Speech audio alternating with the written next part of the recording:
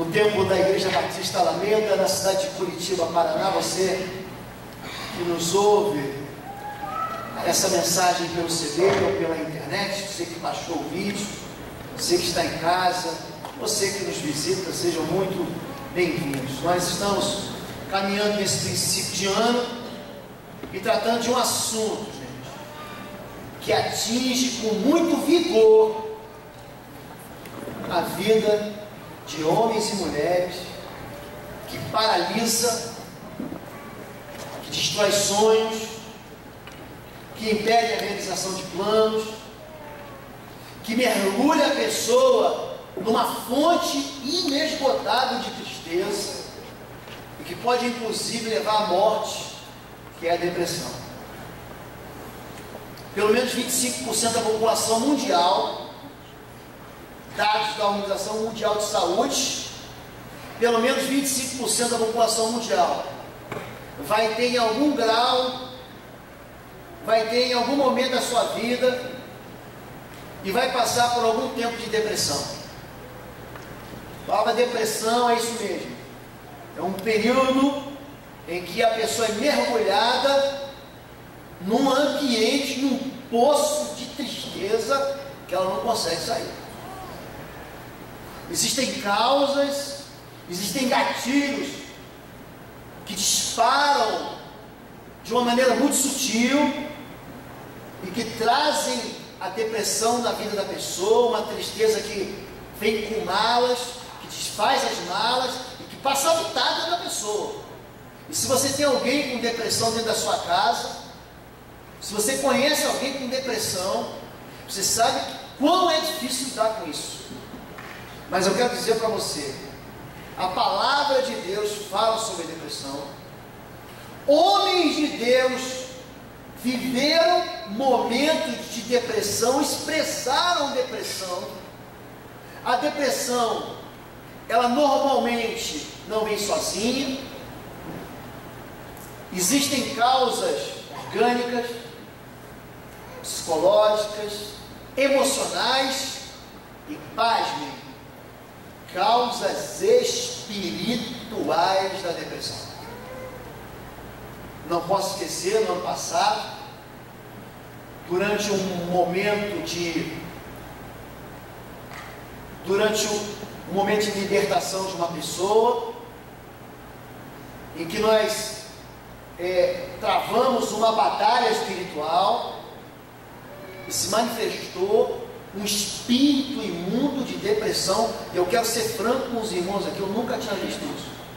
Eu já trabalho com libertação há muitos anos. Não comecei a trabalhar com libertação aqui na Igreja Batista Alameda, no qual eu sou pastor há 10 anos. Já trabalhava isso em outra igreja antes de chegar aqui, e esse eu nunca tinha visto. Um espírito imundo de depressão que, quando manifestou na pessoa, a pessoa estava normalzinho, quando manifestou, ela começou a chorar e manifestar os mesmos sintomas de alguém em depressão. O diabo, ele quer que você seja muito triste, ele quer que você desobedeça, coloque o pé pelas mãos, você se misture com um homem que não é de Deus, com mulher que não é de Deus, que no princípio tudo parece muito doce, mas depois a vida vira uma confusão. O diabo quer que você desobedeça a Deus, ele não quer que você obedeça a ele. Isso é bobagem. O inimigo quer que você desobedeça a Deus, ele quer, porque a desobediência te desconecta de Deus. Se te desconectar de Deus, você perde a vida. E você perde a vida, você perde a alegria, você perde o motivo de viver. A depressão tem causa orgânica, nós falamos um pouco disso na semana passada. Existem dentro do organismo do ser humano, criado por Deus, alguns elementos, química que funciona dentro da gente, são neurotransmissores, são responsáveis por fazer ligações cerebrais, e se você retira alguma delas ou coloca demais, você pode causar doenças da saúde mental. O mal de Alzheimer, ele provém da ausência de um desses elementos. Serotonina é chamada de molécula da alegria. Você tira a serotonina da pessoa, o que acontece? A pessoa entristece. Você tira a dopamina. Você sabe por que um sujeito que é viciado em crack, ele não quer mais saber do casamento dele, da mulher dele, do filho dele, ele não quer mais saber de passear no Parque do Barigui, de torcer para o time de futebol dele? Você sabe por que um homem que fuma crack, ele não quer mais comer aquele bife de picanha suculento, com aquela gordurinha? Você sabe disso? Que diz, todo mundo diz que faz mal, mas eu recebo aquilo no nome de Jesus. A palavra de Deus diz que toda comida é purificada pela oração e pela palavra. Eu profetizo sobre ela, meu irmão. E eu quero dizer para você que uma pessoa viciada, ela perde o prazer nas outras coisas. O vício, ele acha uma maneira muito interessante. A gente fala muito de vício do álcool, do vício do cigarro, do vício dessas substâncias químicas, vício de jogo. Se você conhece alguém que é viciado em jogo, você sabe do que eu estou falando. O dinheiro dela vai todo pro buraco. Você sabe, o jogo é de azar. Dá para ganhar em 94% de chance, dá é para perder. Está ganhando? Você só ganha em 6%. Essa é a regra do cassino, por exemplo. A casa sempre ganha. Ah, mas um ganhou, mas 6 milhões perderam. O viciado em jogo, ele sempre acha que ele vai ganhar. Você tem fé? Não, eu tenho a fezinha, eu vou lá fazer a fezinha na loteria. O vício, ele faz com que você perca prazer na vida, perca prazer naquilo que é bom na vida. Essa substância, por exemplo, dopamina, quando você come um bife de picanha, ele libera para você, na hora que você põe na boca, sabe quando a tua boca está aguando? Na hora que você coloca aquele bife na boca, ele libera 600 dopaminas. Aí você fala, que delícia, porque tem uns irmãos que são mais fortinhos, que eles comem, e a comida dá muito prazer, gente, eu gosto. É uma palavra em João capítulo 8, que eu tomo como minha, de Jesus, mas eu tomo como minha. Quando fala assim, pastor, eu só gosto de comida gostosa, meu irmão, para isso foi chamado e para isso vinha esse mundo. Jesus me emprestou isso. Gosto muito de viajar, de comer bem. Mas, por exemplo, quando a pessoa fuma o crack, na hora que ele dá aquela primeira puxada, é liberado de uma vez só, 600 mil dopaminas. O prazer é tão grande que ele perde o prazer por qualquer outra coisa. Você quer namorar? Não quero mais. Mas você gostava da moça? Não quero mais saber dela, eu quero saber do crack. Você quer voltar para casa, sua família é boa, você tem um ambiente de amor? Não quero mais saber da família. Eu não quero mais saber de nada que dê prazer, porque tem algo que me dá mais prazer. Essas substâncias químicas, a ausência delas produz também tristeza. Tristeza. Então, uma das causas da depressão, querido, é por isso que ela é considerada doença. Uma das causas da depressão é orgânica. E você pode e deve buscar o médico para isso. Só que no meio cristão evangélico existe uma força estigmatizante que impede a gente de ir no médico. Vocês já viram isso? Gente, Jesus mandava o povo para o médico. O sumo sacerdote funcionava como médico. O camarada era curado de lepra, ele não podia ficar no meio do povo. A lepra era uma dessas doenças estigmatizantes, tirava a pessoa, segregava o camarada fora do arraial. Ele, para entrar, ele entrava tocando o sino e gritava: leproso, leproso, leproso, leproso. O povo saía de perto, ninguém podia tocar, ninguém podia abraçar ele. Aí Jesus toca no leproso, cura o leproso e vai lá, apresenta-te ao sacerdote e oferece a oferta que Moisés mandou ofertar. Vai lá no médico, o médico dizer: mas você foi curado, meu pai. Está aqui, estou aqui com os exames, chegaram agora. e realmente você foi curado. Então, você precisa entender que se você está com dor de cabeça, querido, você ora e a dor de cabeça vai embora, ou você ora e a dor de cabeça não vai embora e você toma um remédio, aquele que a dor subiu, por exemplo. Você toma, você gosta de ficar com dor? Alguém, pastor, eu gosto de dor, alguém vou mandar te enterrar. Porque a dor a gente quer ela longe da gente. Por que o povo jejua? Você está com pressa que Deus age na tua vida, não é assim? Quando os inimigos lá de Moabe, de Amon, os habitantes do Monte Seir, de Edom, cercaram Israel, o que fizeram? Jejum. Porque a gente tem pressa de socorro do Senhor. Agora, aquele que vai levando para a barriga e não jejua nunca. Semana que vem eu jejuo e vai empurrando, vai vivendo o seu problema. Eu quero que você entenda que depressão, querido, uma pessoa deprimida não é uma pessoa fraca. Isso é um mito, isso é uma bobagem.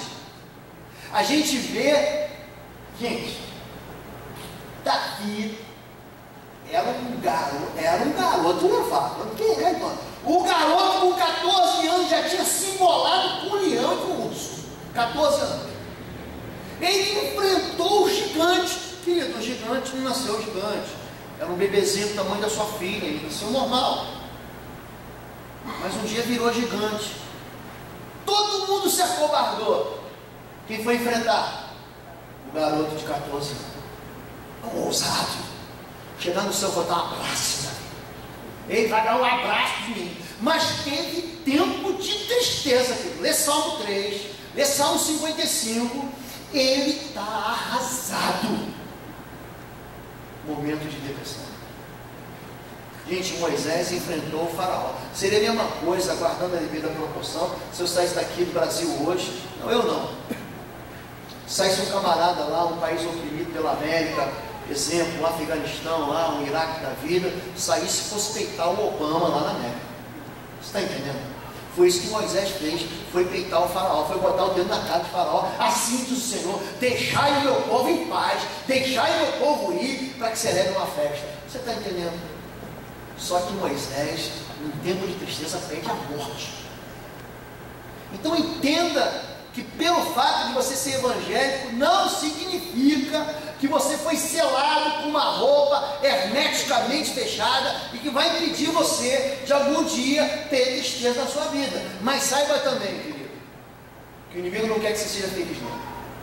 Porque se você for um crente desanimado, medroso, tímido e triste, é isso que ele quer. É isso que ele quer comigo. Nunca tem um testemunho de vitória.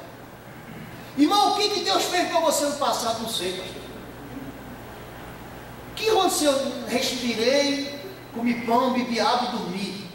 Não tem nada para contar. Eu conto que tem um irmão.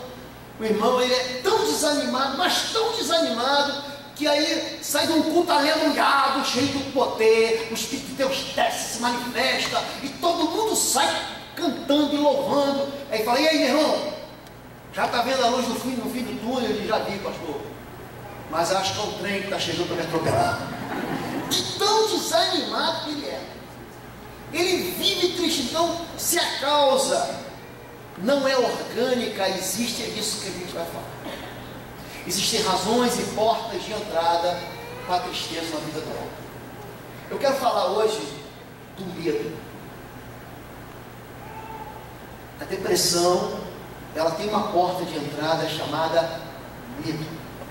E ela é uma arma maligna que quer atingir a mim e a você. Amém? Vamos lá. Eu estou sem controle hoje, queridão. Tá bom? Vai ser assim. Vamos lá. A depressão na Bíblia: tem misericórdia de mim, ó Senhor, porque estou angustiado. Consumidos estão de tristeza os meus olhos, a minha alma e o meu ventre.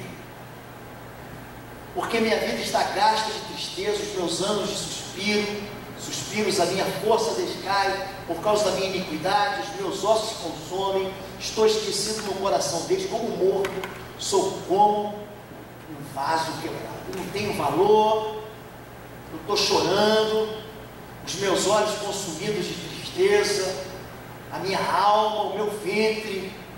perdi a fome, uma vida gasta, uma vida sem valor.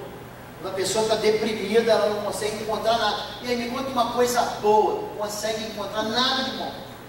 Nada. Se você está mal no relacionamento com alguém, você pergunta, o que ele tem de bom? Eu tenho essas, eu vou nessa ferida aí. E aí a moça fala assim, não tem nada. Então você está vendo que tem muita tristeza no meio do relacionamento. Quando você não consegue dar um elogio para a tua mulher, do teu marido, o negócio está mal. O negócio está mal mesmo. Então você tem que trabalhar isso aí. Vamos lá. Portas de entrada para a depressão. Mente. A tua cabeça é a porta da entrada da depressão. Medo, vamos falar hoje. O estresse, preocupação, excesso de preocupação, fadigas emocionais, medo do futuro, as perdas, as doenças, as responsabilidades extremas, o isolamento, o descontentamento pessoal, autopiedade, autocomiseração e pensamentos negativos. Isso tudo são portas aonde a depressão se aloja. Eu quero ensinar para a igreja, para você que está nos ouvindo hoje em casa, antídotos para que essas portas estejam sempre fechadas e você viva uma vida de alegria. Amém? Amém. Amém. Vamos lá. O que a depressão responde? Isso tudo é resposta de deprimido, gente. Deprimido responde desse jeito aí, você vai encontrar, se você já respondeu desse jeito, ou ver alguém que sempre do jeito. Estou com medo, sou culpado, estou envergonhado, perdi alguma coisa, preciso de alguma coisa, e não consigo alcançar, preciso de uma esposa, de um cônjuge, preciso de um filho, eu preciso de um pai, eu preciso de um trabalho melhor, eu preciso, enfim, você precisa de alguma coisa, e você é submetido por um longo período de espera. Isso tudo leva à depressão. Estou com raiva, eu desejo fugir de alguma coisa, ai de mim, sou um pobre coitado, tudo acontece comigo, não tenho esperança, quero morrer, tenho medo de morrer e tenho medo de viver, que vai ser o tema de hoje. Gente que fica com medo de viver. Ainda, depressão coincide com ameaça, com medo, com exaustão física e emocional. É a história de Elias. Depressão segue intensos períodos de estresse e hiperatividade, na história de Moisés.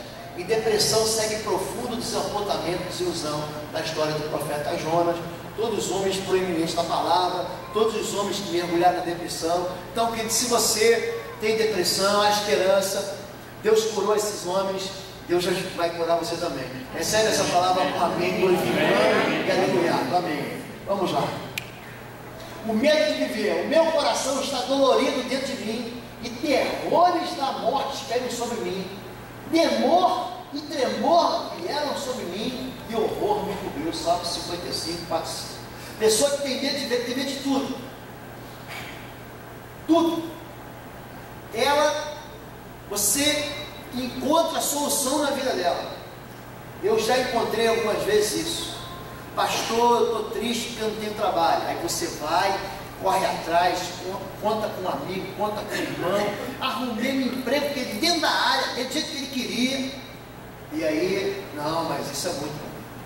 Não, mas é o que você queria, você não queria ser isso. Não, mas não posso começar assim. Gente que tem medo de viver. Já viu gente que tem medo de andar de avião? Você sabe que andar de avião é muito mais seguro que andar de qualquer outro veículo, até de bicicleta. Sabia que jogar boliche mata mais gente do que andar de avião, gente? Você sabia disso? Estou falando sério. Estou falando sério. Só que aí a pessoa, na cabeça dela, ela entra no avião e fala, pronto, né? Ainda mais quando o avião decola aqui, passa por aquela camada de nuvem, daqui não tem jeito, vai dar aquela tremida, irmão, não tem jeito. Aí a pessoa fala, por que eu fui obedecer a voz do pastor? Querido, não é a voz do pastor, é física, é aerodinâmica, é isso. Então existe uma diferença de pressão, o avião não vai cair, o avião ele foi feito para subir. Aliás, me lembrei de uma piada de mau gosto, mas de um colega que eu evangelizei muitos anos, ele não se converteu, pelo menos até hoje não se converteu, e ele dizia para mim, louco, ele casado 5 vezes, estava separando da quinta mulher, e falou assim, pastor, casamento para mim é igual submarino. Eu falei, por que, rapaz? Não, pode até boiar, mas foi feito para afundar. Eu falava, o casamento é uma bênção, é a melhor coisa que eu fiz na minha vida.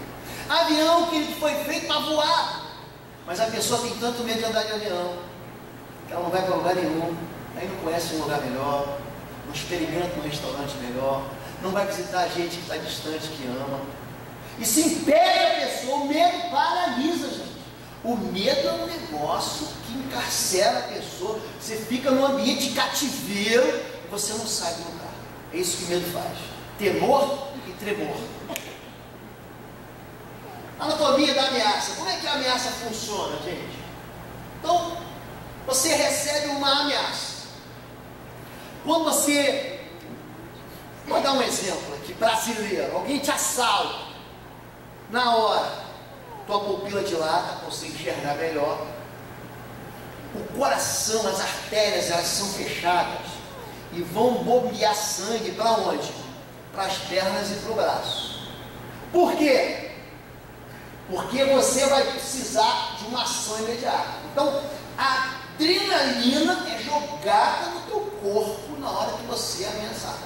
Você recebeu uma ameaça, lembra assim, fala assim, pastor, minha perna tremeu. Você sabe por que tremeu? Porque a adrenalina bombeou sangue e você devia ter chutado a cabeça do inimigo ou corrido do inimigo. Você ficou parado, aí ficou um monte de sangue na perna, até a perna tremer. Sabia disso? Estou numa tremedeira, pastor. Isso é fisiológico. Essa adrenalina provoca uma alteração química daqueles neurotransmissores, dopamina, serotonina, e aqueles que fazem você reagir melhor, eles te dão possibilidades. Quando você está com medo, e do medo, a ameaça faz você ficar criativo. Faz. Quando você está ameaçado, você começa a comer umas coisas que você não comeu. Eu me lembro do meu primeiro prato só de salada. Eu era o mais baixinho do esquadrão, fui militar por 30 anos, fui para a escola preparatória de cadetes, e eu no primeiro ano, logo na primeira ou segunda semana, eles têm um negócio lá que é interessante, que é muito educativo, é o dia verde. O dia verde só tem coisa verde. Então se você nunca comeu uma salada, isso é um dia bom para você. Brócolis, espinafre, alface, todo tipo de coisa verde, de semente, grão, a folha, abacate, tudo que é verde, é um dia verde. As mães gostam demais, porque os filhos voltam comendo tudo. E eu baixinho na retaguarda, aí come o terceiro esquadrão, 250 homens no refeitório. Come o segundo esquadrão, 250 homens no refeitório. Come o meu esquadrão, que é o último, e é o último dos últimos, porque eu era baixinho da retaguarda, magricela. Quando eu cheguei lá, meu irmão, eu comi o que tinha. Mas eu sabia que se eu não comesse, eu ia ter energia até o fim de dia. Esse dia, o dia terminava meia-noite. Você fica criativo. A ameaça faz com que a tua cabeça gire. Gente, aquele dia eu me entupi de pão com salada. E eu glorifiquei. Eu exaltei o nome do Senhor. Porque Deus me deu esse livro. O ciclo da ameaça ele vai passando até que chega nessas substâncias que vão aumentar a minha velocidade psicomotora para quê? Para eu reagir. Você está entendendo?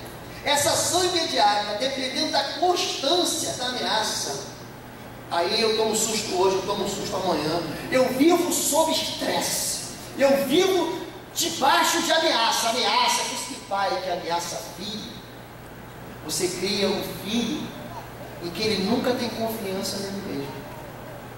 Ele chega uma hora que ele não consegue escolher o sapato dele, não consegue escolher a roupa dele, ele vem perguntar, papai, isso aqui tá bom? Ele não consegue discernir o que é bom, ele viveu sob ameaça.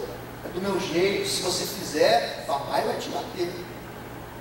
Se você errar, você vai amando, você vai errar, tem gente, alguém aqui nunca errou. Mas o orgulhoso, que tem autoridade, ele acha que ele nunca erra, é um bobão, você sabe disso.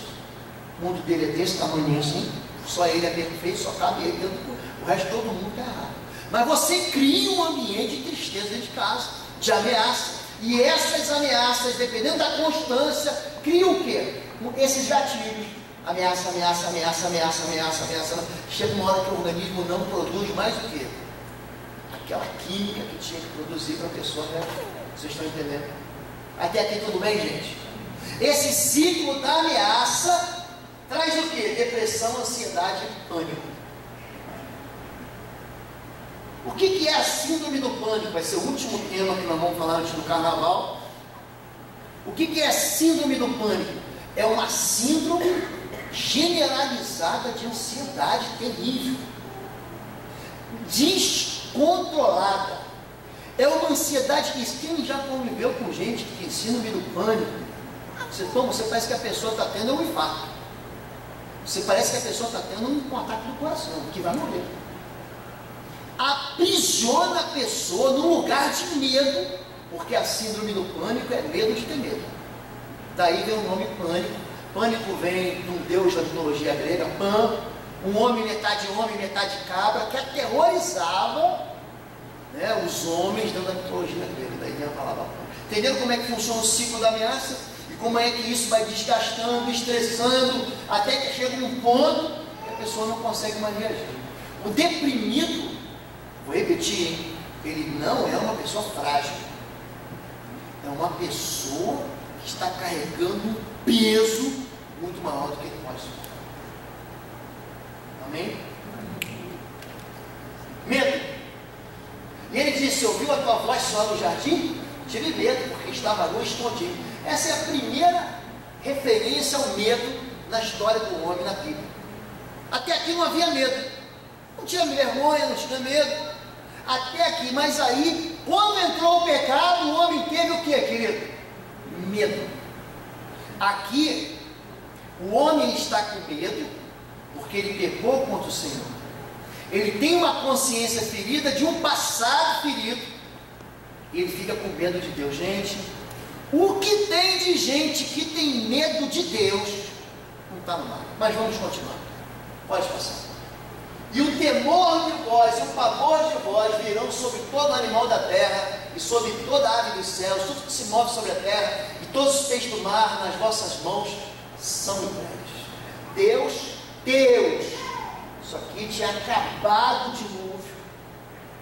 dilúvio tinha acabado. Aqui Deus está liberando o homem para comer carne animal, é aqui nesse capítulo 9. Às vezes tem pessoas, não, que o homem foi feito para comer fruta, não sei. Aqui Deus abençoa e diz: você pode comer agora dos animais puros. Tem uma diferença sanitária que um dia você vai entender, um dia eu vou explicar para você aqui, mas que hoje não tem.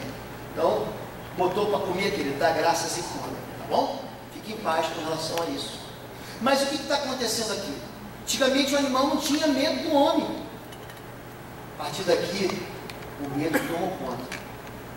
Eu lembro, eu, oficial novo, havia uma lagoa chamada Lagoa do Brigadeiro, na frente da casa do Brigadeiro, tinha jacaré dentro. Tenente, levado, 20 anos atrás, veio lá do Pantanal, trouxe 20, 30 jacarezinho, que bonitinho, jogou na lagoa. O que você acha que aconteceu com o jacaré? Virou crocodilo, virou um bicho. Só que tinha uma pessoa que morava do outro lado e essa lagoa dava acesso à casa dele. E aí um dia, o que aconteceu? Estava lá o jacaré dentro do galinheiro do camarada. Aí nós chegamos cheios de medo, já tirei a pistola, deu golpe, vou dar um tiro na cabeça do jacaré aqui. Se ele vier para cima de mim, não, fica tranquilo, fica tranquilo. Eles têm mais medo da gente do que a gente tem deles. Você quer ver? Olha só. Pum! O jacaré do Senhor. Então o medo atingiu a criação também. Não é só você que tem medo. A criação toda foi contaminada pelo medo. E aí o homem passou a ter medo, até mesmo daquele que ele não devia ter medo.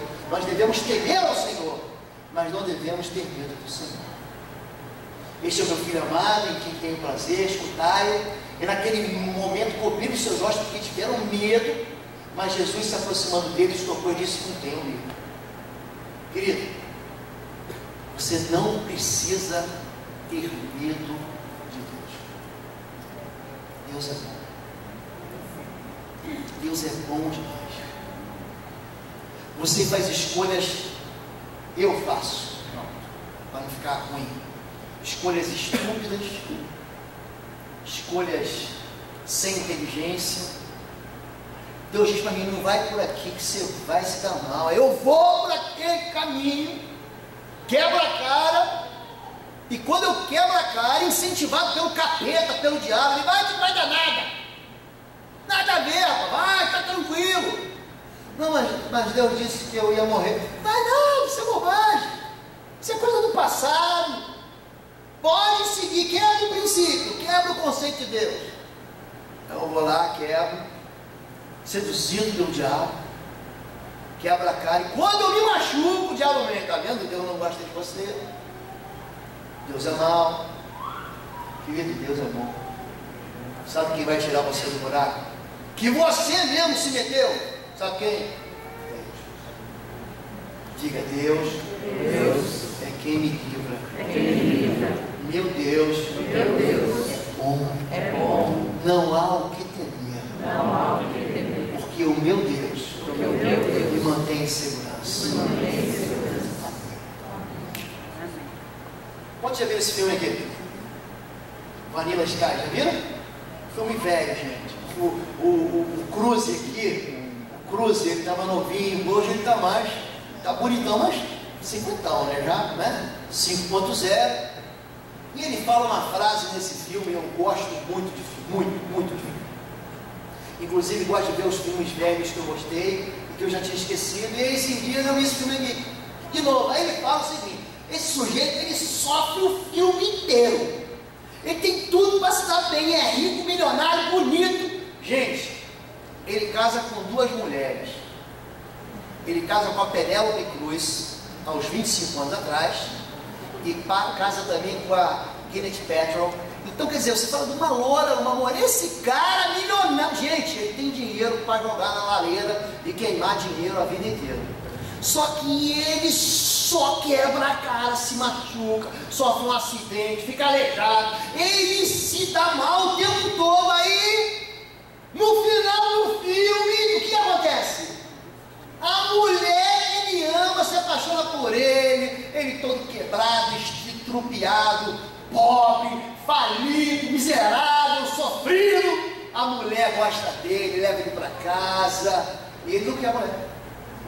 Aí ele vai procurar um psicólogo, mas era isso que você queria. Aí ele fala: depois de sofrer o que eu sofri a minha vida inteira, eu não posso deixar a felicidade entrar sem ser revistada. Ele está sempre desconfiado que alguma coisa ruim vai acontecer. Medo é isso. Ah, pastor, está tudo tão bom na minha vida que eu acho que está vindo um cataclisma. Está tudo tão bom na minha vida que eu estou achando que um tsunami vai atingir Curitiba, meu prédio vai pegar fogo, alguma coisa vai atingir meu casamento, alguma coisa. Não pode ser assim. Medo. Medo atingiu a gente, é um grito de alerta interno que denuncia a proximidade do perigo e nos aconselha a reagir. Existe um medo racional, um medo bom, medo proporcional ao nível do perigo. Sucedeu que depois disso os filhos de Moabe, os filhos de Amon, e com ele os outros dos amonitas vieram à peleja contra Josafá. Então vieram alguns que avisaram Josafá, dizendo: vem contra ti uma grande multidão da além do mar e da Síria, e eis que já estão em Hazazon, Tamar, que é em Ere. Então Josafá temeu, pois se a buscar o Senhor, pregou um jejum em todo Judá. Olha, é o seguinte: você está sozinho, você é policial, está vindo contra você o Comando Vermelho, o PCC, o Comando Vermelho de Curitiba, está vindo contra você a máfia da chinesa, a máfia russa, está vindo também os italianos, está vindo todo mundo contra você. Sabe onde está? Estou aqui na esquina da Princesa Isabel, ao juiz da costa. A notícia que esse camarada recebeu foi uma notícia cruel, gente. Ele disse: não tem como tu escapar, meu amigo. Então Josafá temeu. Por quê? Medo racional. Se o bandido bota a arma na tua cabeça, medo racional, pastor. Entendeu? Se você não fica com medo, olhando para baixo, de pendurado do 20º andar, eu fico preocupado. Fico preocupado com você. Medo racional. Pode passar. Medo racional, temor de medo. Fugir da impureza sexual. É um bom medo, querido. Você deveria nutrir esse medo. Fugir da prostituição. Todo pecado que o homem comete é fora do corpo, mas que se prostitui, peca contra o seu corpo. Pelos Coríntios 6, 8, ou seja, fuja. Foge também das paixões da mocidade, segue a justiça, a fé, o amor e a paz, com os que com o coração puro invocam o Senhor. O que ele está dizendo? Olha para mim, igreja. Não enfrente a tentação. Tentação, queridão, obreirão, não dá para enfrentar, você tem que fugir. Tem que fugir. Se acovarde mesmo e fuja, porque senão você cai. Rapazes e moças que tentam enfrentar, não, pastor, nada a ver, eu vou ali para orar para a irmãzinha. Estamos sozinhos, uma casa, uma montanha, e vamos tirar um tempo de leitura da palavra. Irmão, sempre digo isso, os hormônios não são convertidos e não têm acesso à palavra, meu irmão. Sai fora que é frio. Sai fora. Davi entrou nessa. E o amigo dele falou: Davi, sai fora que é casada. Mulher casada tem gosto de chumbo, Davi. Vai acabar com a boca cheia de formiga. Quase que deu isso. Continua. Fuja. Fuja. Vai passar. Fuja do amor ao dinheiro. O amor ao dinheiro é a raiz de toda espécie de males. Pode passar. São medo racional. Medo exagerado. Baseado numa ameaça real, mas desproporcional ao perigo. Olha só, Números 13, de 31 a 33, eu tive algumas partes. Não poderemos subir contra aquele povo, porque é mais forte do que nós. Todo povo que vimos nela são homens de grande estatura. Éramos aos nossos olhos como gafanhotos, e assim também eram nossos seus. Querido, ele está comparando um ser humano a um gafanhoto. É exagerado ou não é? É exagerado. Se o teu time for jogar contra o Barcelona de hoje, você pode temer, você vai perder, querido, vai perder, mas não precisa ter medo de perder de 20 a 0, você vai perder, de 100 a 0, você não é um gafanhoto. Continue. Medo irracional é o medo de algo que não existe, você viu isso? Você já começou com alguém que tem medo de algo que não existe? É infantil, não é infantil? Mas acontece com gente grande. E porém a minha face contra vós, serei ferido diante de vossos inimigos que vos odeiam, e de vós se senhorearão, e fugireis sem ninguém vos perseguir. Gente que tem medo de gato preto. Já viu isso, gente? Eu já vi. Pastor, hoje é sexta-feira 13, tem gato preto.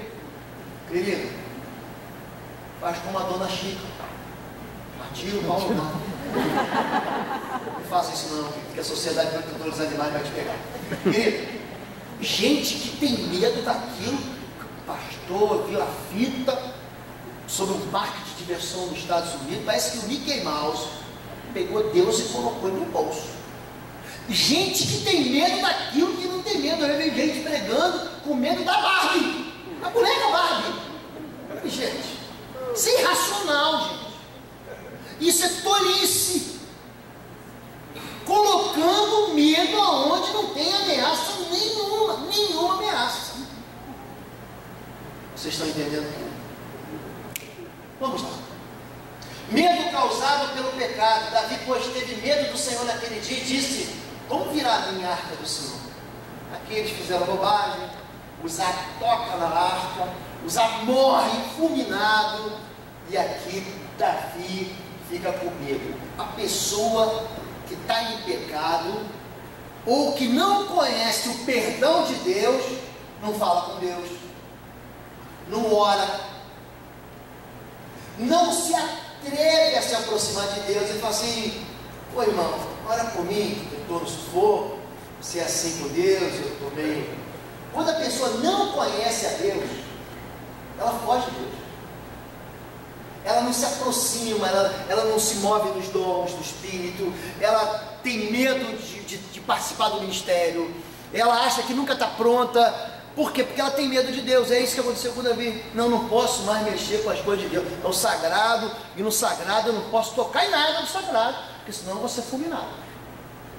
Gente que está em pecado, ou gente que não sabe que Jesus já lavou ela no sangue da cruz, ela não tem mais pecado, assim como o Oriente dista do Ocidente, assim como Nova York, como Brasília está distante da Rússia, de Sydney na Austrália. Assim Deus afastou o pecado de nós. Acabou. Você confessou o pecado, queridão? Você abandonou o pecado? Você perdoou quem te feriu? Chega, levante-se aí em frente e fala com Deus, porque Deus te ouve. Não precisa ter medo, não precisa ter medo. Se conserta aqui, Davi se conserta, pega a arca, bota no ombro dos levitas e traz ela para Jerusalém. Amém? Pode passar. O medo contamina. Agora, pois, apregou os ouvidos do povo, dizendo: quem for medroso e tímido, volte e retire apressadamente das montanhas de Gileade. Então voltaram do povo 22.000 e 10.000 ficaram. O exército de Gideão tinha 32.000 homens, chamados valentes. E dos 32.000, 22.000, ó, sebo nas canelas. Quem está com medo está liberado. Mais de 1/3, 2/3 do exército foi embora. Largou 10.000, vocês que se virem aí, pô. Vai ser 10.000 no final, ele luta com 300, mas é outra história. O medo, ele contamina. Gideão sabia, você anda com gente medrosa, ele vai dizer a você: não vai dar. E eu já fiquei sabendo de uma irmãzinha da outra igreja, teve a mesma coisa que você, morreu. Gente medrosa, medo contamina. O quê? O banco está atrás. O cara começou a te ligar de manhã cedo para casa. Recebi uma mensagem tão legal do Facebook: se você se sente sozinho, abandonado, esquecido, atrasa a conta do seu cartão de crédito. Eles vão lembrar de você na hora.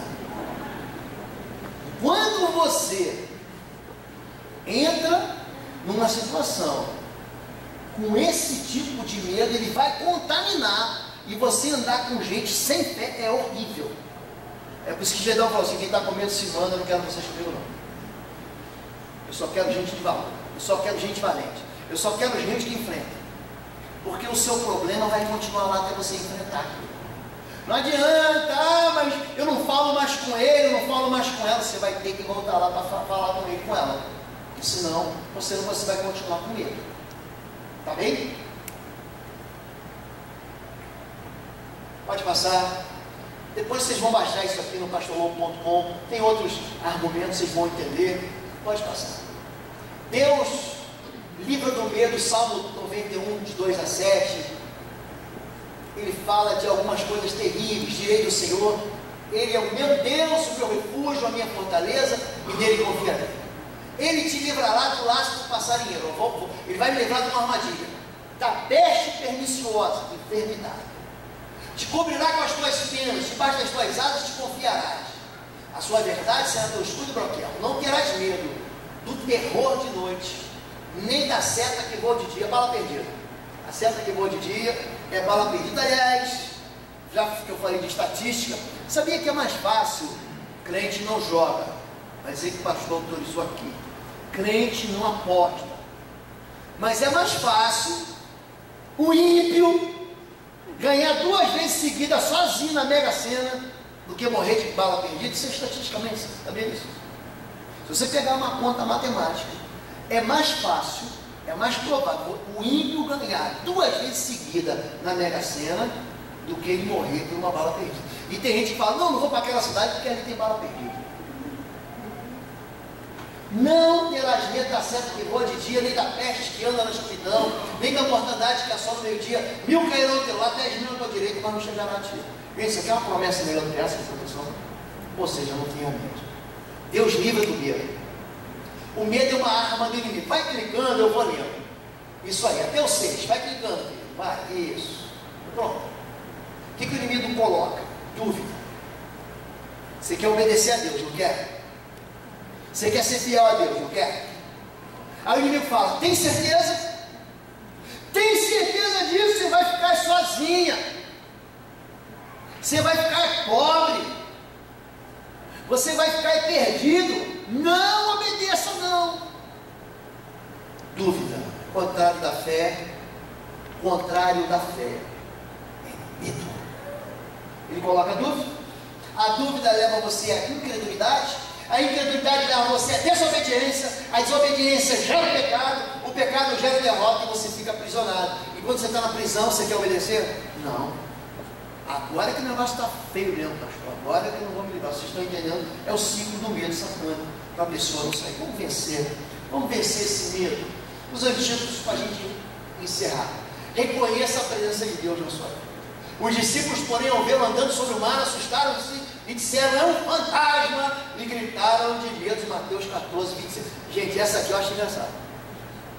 Eles estão no barco, o barco está sendo castigado pelo vento, pela tempestade, pelas ondas, pela chuva, e o barco é levado por... Eles são, querido, estão acostumados a viver, são pescadores. O negócio deles é estar ali. Corredor de Fórmula 1 não tem medo de correr 300 por hora. Pescador não tem medo de tempestade do mar. Mas eles ficaram com medo. Aí oraram. Se o Senhor estivesse conosco, aí Jesus aparece. E quando Jesus aparece, ele fala: é um fantasma. Querido, você não clamou por Jesus? Como é que você agora é capaz de confundir Deus com um fantasma? Isso é o medo que faz. Querido, por favor, não esqueça disso. Jesus jamais vai te abandonar. Amém. Você foi selado com o Espírito Santo de Deus. Eu não consigo encontrar nenhum lugar na Bíblia, eu não consigo encontrar nenhum lugar na Bíblia de um homem que entregou a vida para Deus e continuou com Deus e que foi abandonado por Deus. Eu não consigo ver isso. Não vai acontecer com você. Pastor, mas eu pequei. Meu filho, confessa, se arrepende, larga esse pecado, tira essa terra do teu olho e continua olhando para Jesus. Então a primeira coisa que você tem que entender, você não tem medo. Deus não vai te abandonar. Deus não abandonou Sadraque, Isaque e Abdinego dentro da fornalha. Deus não vai te abandonar. Não vai te abandonar. Eu gosto demais de uma história que eu ouvi há muitos anos atrás. O pai ensinando para o filho a confiar em Deus. Filho, confia em Deus. Vou te ensinar. Sobe nessa árvore. Foi lá no alto da árvore. Agora, e agora, pai? Agora você está vendo esse galho aí, ó? Você vai, anda nele até aquela ponta lá do galho. Agora foi. Quando o garoto agora fica aí que você não vai cair. Daqui a pouco o garoto escutou um barulho atrás dele. Rock, rock, rock, rock, rock. Quem era? O diabo.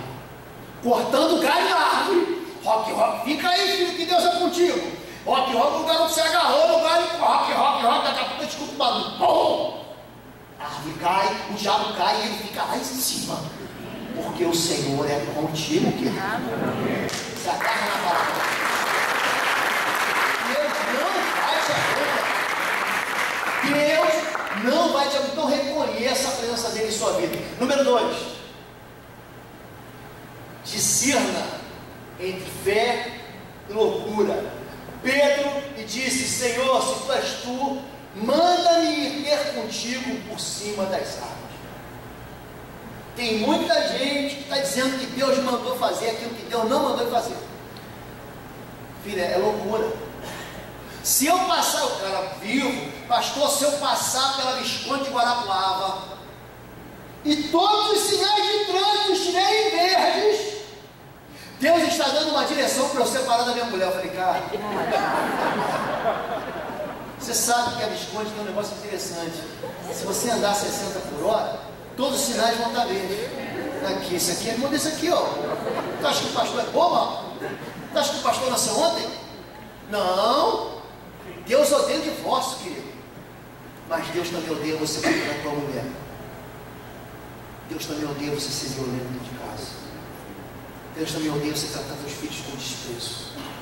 Deus também odeia você não trabalhar e deixar tudo em cima da tua mulher para ela fazer sozinha. Deus também odeia o pecado, querido. Então não venha com essa história para cima do pastor. Vai discernir entre fé e entre loucura. E para de jogar para as costas largas de Deus aquilo que é problema seu. Agora ninguém bate palma? Vai, passar. 3, confie no caráter de quem te diz: não temas, o Pai das luzes, em quem não há mudança nem sombra de variação. Sabe qual é o texto que eu gosto muito? Quando Deus separa assim, eu gosto muito, na verdade, Jesus ele vai separar uma turma para a direita e uma turma para a esquerda, né? Então depende da perspectiva. Se ele está assim, a direita está aqui. Se ele está ali, a esquerda está aqui. E se estiver assim, é o contrário. Então ele diz assim que à direita vão estar quem? As ovelhas, e na esquerda vão estar os bodes. Mas ele fala um negócio interessante. Ele fala que é o último dia, ele vai separar os filhos, aqueles que vão com ele para a glória, aqueles que não vão, aqueles que tiveram ele como Senhor e Deus, aqueles que levaram na brincadeira. Só que ele falou a palavra: eles não serão confundidos. Você já foi confundido com ele? O cara outro dia me confundiu com o pastor Marco. Eu falei: não, sou mais bonito que isso, mano. Que isso, o cara usa camanhã, é diferente. Não foi você que pegou, não, foi o pastor Marco que pegou. Confundido, alguém confundiu você. Alguém falou: não imaginei que fosse você. Deus não se confunde. Você não vai ficar no meio da multidão: Deus e eu aqui, Deus e eu, você esqueceu. Deus não vai esquecer de você. Amém. Você tem uma marca inconfundível e o diabo não pode nem te tocar. Amém. Nem tocar em você. Ele não. Em Deus não há mudança nem sombra de variação. Ele não vai cuidar de ideia: acho que acordei, não acordou hoje, nem satisfeito com a vida, acho que eu vou mandar ele para o inferno. Deus não muda. 4, lembre-se das vitórias do passado. Quero trazer à memória aquilo que me dá esperança. Lamentações 3:21. Quando nós vivemos momentos de depressão e tristeza e de medo, a gente não consegue se livrar de um livramento de Deus. Então você tem que juntar para aquele teu irmão, aquela tua irmã, você que está fora de igreja, querido. Você precisa de comunhão da igreja. Você precisa ter irmão do teu lado. Você precisa saber o nome das pessoas. Pega o telefone do pastor. Ele tem que saber teu cheiro. O pastor tem que ter cheiro da ovelha. Ele tem que saber que o irmão está passando dificuldade, está passando luta. Ele tem que saber para poder visitar, para poder amar, para poder cuidar. Você tem que ter gente perto de você que te incentive em fé. Porque na hora que eu passar pelo sufoco, é para você que eu vou pedir socorro. Recebe essa palavra em nome de Jesus. Amém. É isso aí. É isso aí. Quando a gente fala para a gente se lembrar das vitórias do passado, existem coisas lá atrás que às vezes você se esquece. Quantas vezes você mesmo falou assim: agora já era. Agora não tem mais jeito. Quantas vezes, Mário, você falou assim: agora eu estou frito. Você não está aqui? Você está frito por acaso? Deus que te livrou lá atrás. Amém. É o Deus que vai te livrar aqui. Amém. Vai te livrar. Amém. Deus querido, o Deus que está aqui é o Deus que mandou pão por 40 anos para aquele povo rebelde. O Deus que está aqui é o Deus que mandou um peixe salvar a vida de Jonas, o reclamão, o desobediente. Por que Deus não desiste de Jonas? Por quê? Pela mesma razão que Ele não desiste de mim e de você. Ele tem um propósito eterno para mim e para você. Lembre-se dos livramentos da vitória do passado. Amém? Amém. Amém. Quinto e último, lembre-se de quanto você vale para Deus. Olha aqui. Se Deus é por nós, quem será contra nós? Aquele que não poupou seu próprio filho, antes por todos nós o entregou, porventura não nos dará graciosamente com ele todas as coisas? Quem tentará acusação contra os eleitos de Deus? É Deus que justifica. Quem os condenará? Romanos 8, 31, 34. Por que você tem medo do diabo? Por acaso você deve alguma coisa para esse sujeito? Querido, nós nunca devemos nada para o diabo. Nunca, nunca. A nossa dívida é com Deus. E aquilo que eu devia para Deus, Deus pegou Jesus, mandou ele para a cruz e pagou a minha dívida. Eu não tenho mais nada. Eu não devo nada nem para Deus, nem para o diabo, porque o sangue do Cordeiro é sobre a minha vida, é sobre a tua vida. Amém. É sobre você, querido. Se Deus não poupou o seu filho perfeito, porque Ele me amou, o que eu vou ter medo? Querido, não tenha medo. Não tenha medo. Porque se você insistir em ter medo na circunstância que você está vivendo, a depressão te pega, a tristeza te pega, e você começa a achar que a vida, que a circunstância, que teu chefe, que o teu pecado, que o diabo e qualquer outra pessoa é maior do que Deus, querido.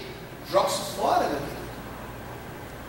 O nosso Deus é poderoso. A palavra de Deus diz 365 vezes, se não me engano é King James, na versão King James, uma versão do Rei Tiago lá, inglesa, 365 vezes, não tenha medo. Por que você, pega o livro de Josué. Josué, queridão, só enfrentou pedreira. Está pensando que ele tinha espada? Naquele tempo não havia espada em Israel, só havia dos filisteus. Só quem tinha espada era o rei e o filho do rei, e só tinha gigante. Já morreu, queridão. Num tempo em que só você vai enfrentar gigante, você quer gigante do teu lado, não quer? Mas não tem, o gigante é inimigo. Deus diz pelo menos 4 vezes no primeiro capítulo de Josué: não temas, não temas. Se você tiver medo, você não vai alcançar em Deus aquilo que Deus sonhou para você. Se você tiver medo, você não vai ter fé. E se você não tiver fé, você não vai alcançar o sonho de Deus para você.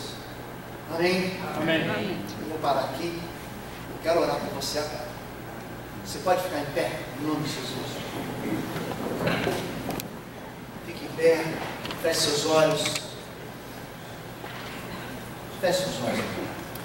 Eu quero desafiar você a sair desse lugar de tristeza, de dor e de medo. Deus não chamou ninguém para perder, querido. Lamento te dizer isso. A palavra de Deus para a igreja é: ao que vencer será dado a coroa da vida. Eu não creio nisso, que Deus chamou um para viver num lugar de riqueza e o outro para viver debaixo da ponte. Não acredito nisso. Eu acredito que nosso Deus é um Deus de justiça. Eu acredito que o nosso Deus é um Deus de amor. E todas as vezes que o povo de Deus se misturou com Ele e mergulhou na obediência da sua palavra, o povo de Deus venceu seus inimigos. Eu quero, em primeiro lugar, dar uma palavra para você que está triste, que entrou aqui com tristeza, com vontade de morrer, de sumir, de ser arrebatado para o céu. Você que entrou aqui pensando em desistir, isso é mentira. Não desista. Viva a tua vida até o fim. Peça a Deus para que te enche de fartura de dias, para que te enche de fartura de alegria. Desista dessa história de morrer, de tirar cabo da sua vida, porque não foi para isso que Deus te chamou, querido. Deus te chamou para você ir até o fim. Não aborte os sonhos de Deus, não aborte os planos de Deus. Feche os olhos, todos vocês. Feche os olhos, por favor. Se você entrou aqui cheio de tristeza, de desesperança no coração, levante sua mão em nome de Jesus. Eu vou orar por você. Deus abençoe todos vocês. Deus abençoe. Deus abençoe. Deus abençoe. Deus abençoe vocês. Pare baixar sua mão. Pare baixar. Número 2. Deus, Ele tem um plano para você. Mas o medo paralisa você e você não consegue caminhar. Você, aliás, fica revistando a felicidade, desconfiado dela. Mas você quer dizer para Deus: Deus, eu estou pronto, estou pronta para viver o sonho do Senhor, e eu resisto a todo espírito de medo que tem me impedido de prosperar nos caminhos do Senhor. Se você tinha medo ou tem medo de qualquer circunstância ou problema, ainda que impossível, fique no seu lugar, só levante sua mão em nome de Jesus. Deus abençoe a todos vocês, irmãos. Porque Porque o Senhor que retira medo está aqui hoje. Ele está aqui, vai baixar. Número 3. Você se esqueceu das vitórias que Deus te deu no passado. E você quer trazer à memória aquilo que te dá esperança. Você quer se lembrar de uma promessa de Deus ou de um livramento do Senhor. Se você hoje quer escolher viver com a promessa de Deus e se lembrar dos livramentos de Deus, ainda que você esteja passando por uma situação de impossibilidade, Deus, eu quero trazer à memória um livramento, uma palavra profética, uma palavra de ciência, uma palavra da tua palavra que me disse para eu não temer. Eu não quero mais ficar paralisado. Levante sua mão em nome de Jesus. Deus abençoe a todos vocês. Pode baixar sua mão. Por último, você tem medo de obedecer? Você tem medo de obedecer? Você sabe que a obediência ao Senhor, o temor do Senhor é o princípio da sabedoria. Mas você não consegue obedecer um mandamento claro do Senhor. Você racionaliza. Você diz, não vou conseguir. Mas hoje você quer ser liberto desse medo de obediência. Pastor, eu preciso ser liberto. Talvez você tenha ficado aprisionado numa religião. Religião é horrível, gente. Sabe por quê? Porque impede você de crer na palavra de Deus. Você acredita em tudo que te falaram, mas não acredita na palavra de Deus. É uma estratégia antiga do inimigo. Mas hoje você quer vencer isso e obedecer a Deus. Aonde você está, só levante sua mão. Só isso, levante sua mão. Deus abençoe a todos vocês. Deus abençoe. Para baixo. Quero convidar todos que levantaram as mãos agora. Sai do seu lugar, pode pegar até suas coisas se você quiser, que já está encerrando. E vem aqui à frente, nós vamos orar. Quero convidar o pastor Henrique aqui, rapidamente. Sai do seu lugar aqui. Vem vencer o medo. Vem vencer a tristeza. Vem cá, queridão. Sai do seu lugar. Sai do seu lugar. Deus já te perdoou, querido. Vem aqui. Pode vir bem pertinho assim. Isso. Deus já te perdoou. O Senhor é bom. Não precisa ter medo de Deus. Amém? Deus é bom. Feche seus olhos agora, em nome de Jesus. Senhor Deus, aqui estão os teus filhos, aqui está a tua igreja. E em primeiro lugar, Pai, nós queremos louvar ao Senhor pela vida do teu filho, pastor Hugo, por essa palavra, Deus, tão importante, profunda, que o Senhor falou aos nossos corações nesta noite.